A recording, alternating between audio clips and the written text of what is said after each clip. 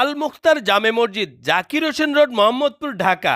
মসজিদটি মোহাম্মদপুর টাউন হলের পাশে আধুনিক নগর জীবনের ভিড়ের মাঝে এক শান্ত প্রশান্ত আশ্রয় হয়ে দাঁড়িয়ে আছে। বাইরের দেয়ালে সারি সারি খচিত আর্চ বা নকশা, কালো ও সোনালী রঙের মনোরম জ্যামিতিক অলঙ্করণ পুরো ভবনটিকে যেন এক শিল্প গ্যালারিতে রূপ দিয়েছে।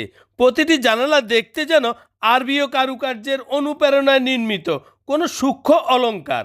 ভেতরে প্রবেশ করতেই মনে হয় যেন অন্য এক জগতে এলাম।